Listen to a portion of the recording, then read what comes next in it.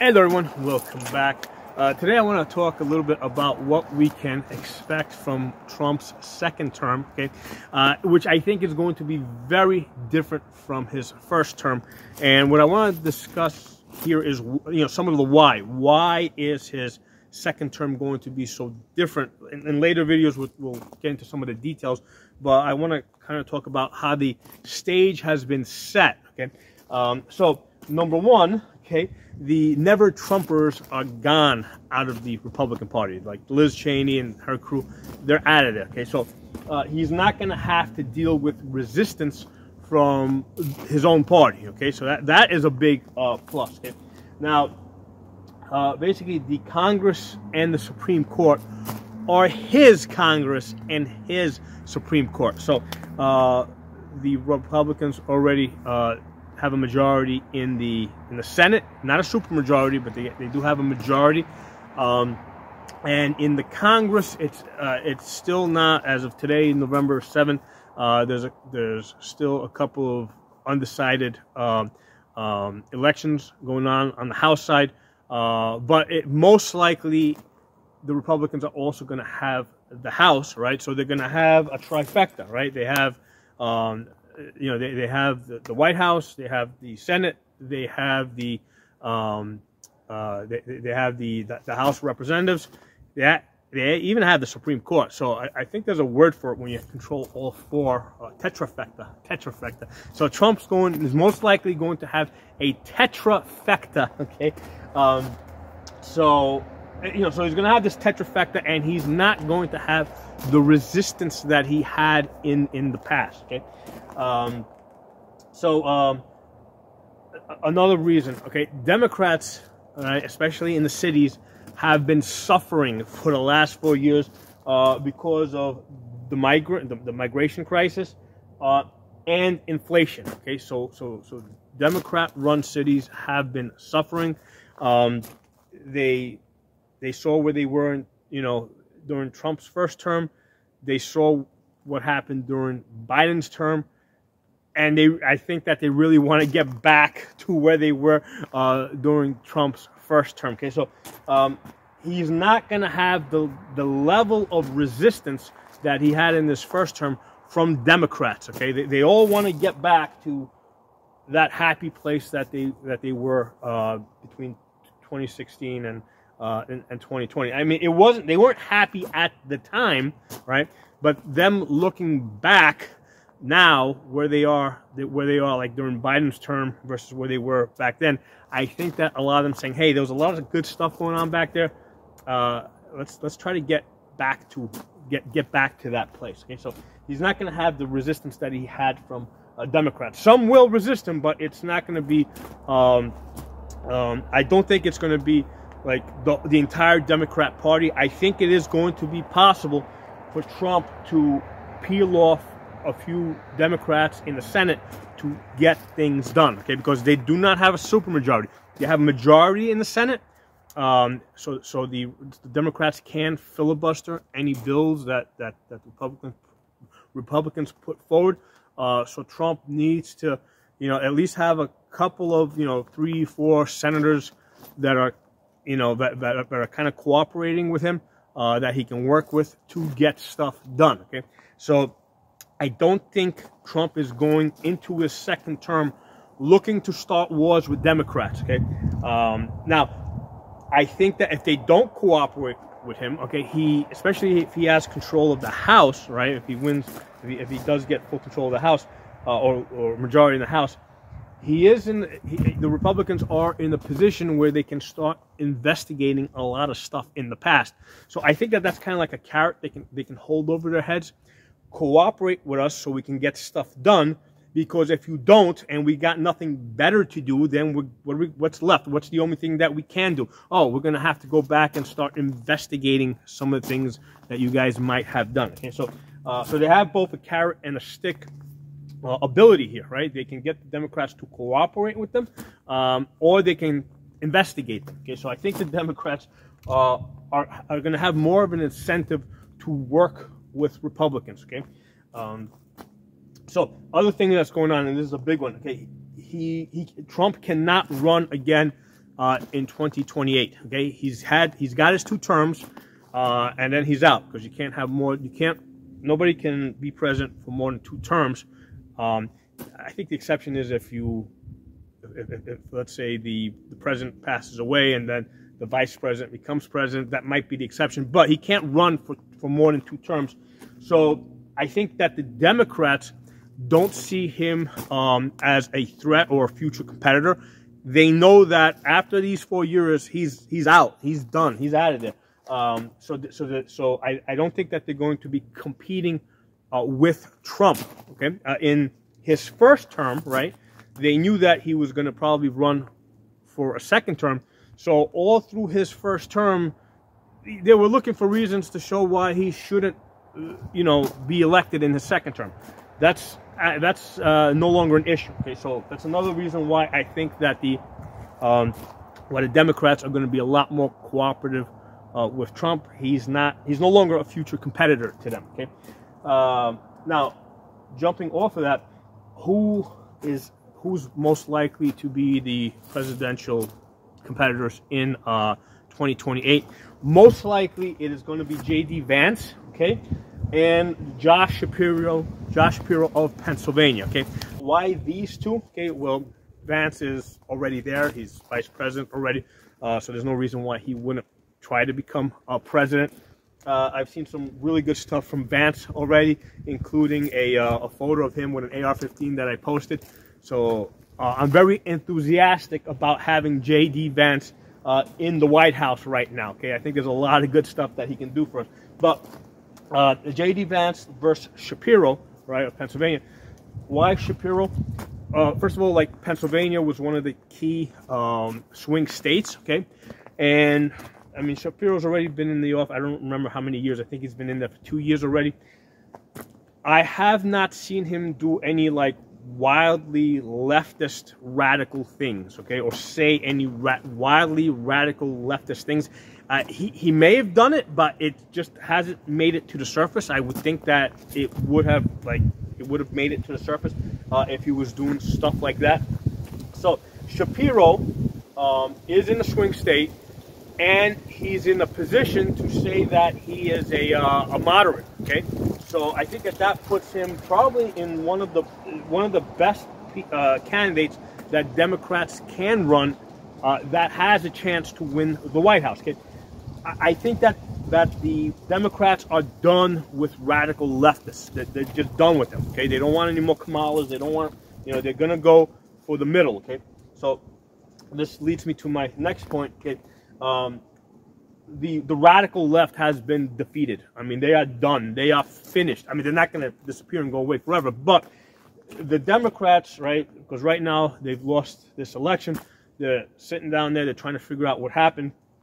And what they are seeing is that, hey, they were trying to win over the radical left at the expense of the centralists, of the centrists, the middle people, right? The people that are in the middle, the moderates, okay?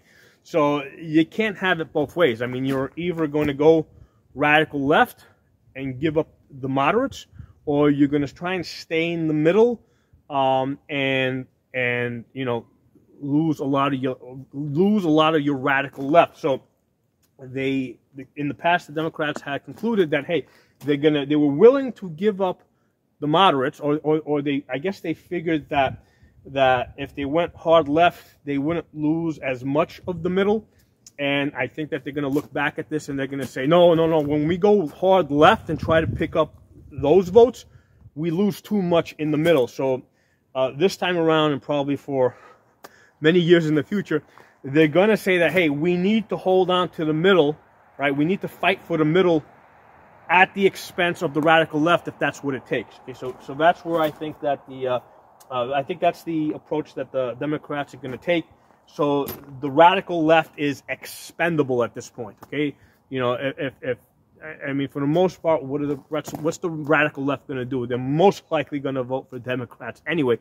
So I think that's the calculation that the Democrats are going to make, and they're gonna try and stay in the middle and just, like, let the radical left have their voice, but, like, really not give them too much attention. Okay? So, so the other thing that's happened here is the fake news has been defeated. Okay, so I don't think that Trump is going to have to deal with the fake news as much in his second term as he had to deal with it in his first term, because you know what, I mean, the fake news really didn't work so well for the Democrats. Everybody, I mean, this has been going on for long enough, right? Almost 8 years at this point. That more than 8 years, but obviously, right, the fake news has been a phenomenon for at least 8 years. I would argue I went back well into the Obama years as well. But looking back, everybody will say, hey, from the point that Trump took office in his first term to now, we've had 8 years of fake news. We've seen it enough. We all, easily recognize what is fake news. There's been plenty of cases where people can see one thing happening and the fake news spinning it another way. And I can actually see it now post-election, like MSNBC, CNN. I mean, they have really pulled themselves back, okay? You don't hear a lot of the super crazy stuff that I was hearing just a week ago. They're calming themselves down. They're rethinking what they have to do to stay in business.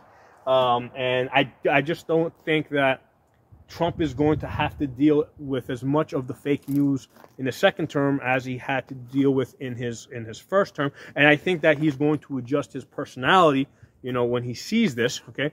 And speaking of personality, it's not on my list here, but I think that Trump really has a better sense of what he's walking into. I think he's going to be a little bit more careful with his personality. And how he comes across. So basically, it comes down to Trump has more experience in dealing with Washington and the media. Okay, so that's also a reason why his second term is not going to be anything like his first term. Okay, and lastly, okay, Trump is now has been a victim of government. Okay, so this is something that we're going to talk about a lot in the future. We're going to do videos just focusing on that. But I think that Trump went into his first term believing that that the people in government, it's basically mostly good with a few bad apples in there. After what he has suffered through for the last 8 years, right, while he was in office and after he came out of office, I think his mentality now is that government is mostly all bad apples with a few good ones thrown in there. Okay, so that's something that just changes his approach, changes his mentality. And the other thing is the fact that he has been out of office for 4 years, right? Because it's one thing if you're in the middle of something, and it's another thing when you're on the outside looking in, right? It's just like if you're playing a game or something, right? A sport, and you're playing the game and you're seeing, you're actually doing it, but then let's say you sub out, let's say, and now you're on the sidelines. You get to observe how all the players are acting and moving, and you can see certain patterns, right? And then when you go back in the game, okay, you take that information with you. You now have information that you were able to clearly see on the sidelines that you can't so clearly and easily see when you're in the middle of the game, right? Trying to constantly react to this, that, and and the other thing as things are happening.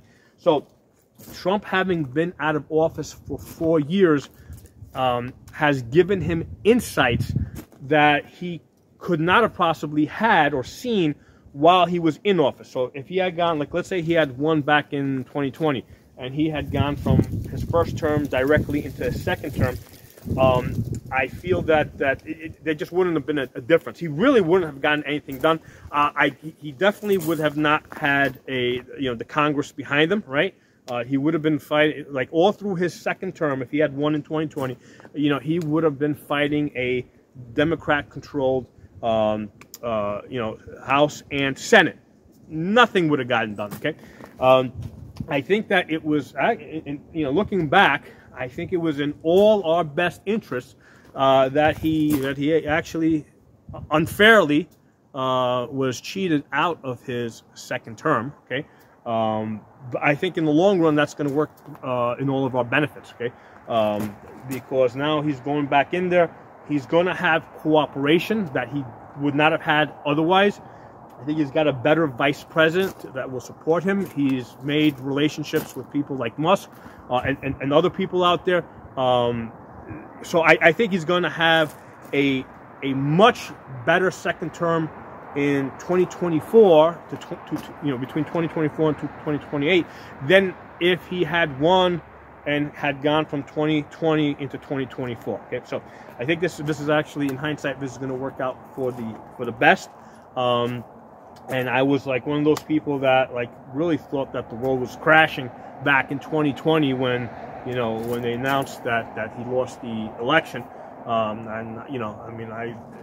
Basically I was kind of preparing for the apocalypse. Okay, I was expecting it. I was never mind all the things that went through my head, but in hindsight, I do think that things worked out for the better like this, right? Because he's going to be a much stronger president, in 2025 now, right? But he's gonna be inaugurated, I think January 20th, 2025. So I'm very enthusiastic about the next 4 years, and I think he's gonna get a lot of stuff done.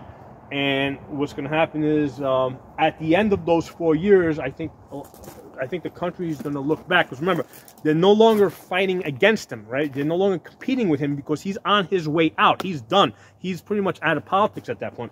So at the end of 2028, right, or in 2028, when they're running for, when we're having the next presidential election, I think both Republicans and Democrats are going to be looking back and they're going to be saying about what a great president he ended up being. And that's going to probably help Vance versus Shapiro in that election. So there's a better chance that we might get, 4 and maybe even 8 years of Vance after Trump is done. And I mean, if that happens, I think that, I think that the country is going in a direction that, well, things are going to be done that even if Democrats did take power at some point in the future, it would be very hard for them to undo things. Okay, and and looking from that point in the future, looking back, I don't think that there would be anybody on either the Republican or Democrat side that would want to go back to the chaos that we had in 2020. Okay, so they're going to be looking back, and everybody's going to be like, oh, what a great job Trump did, and this is the way things should be. Okay. So there are my thoughts on that, and again, we're gonna do future videos where we break a lot of this stuff down. I want to spend a lot of time about Trump as the victim of government, and the effects that will have on him as it would have on anybody. Okay, anybody that's been victimized by government the way Trump has been victimized is going to be very much affected by it, and they're going to make decisions, and they're going to do things and push things that they would not do otherwise. Okay, so I'll talk to you all soon.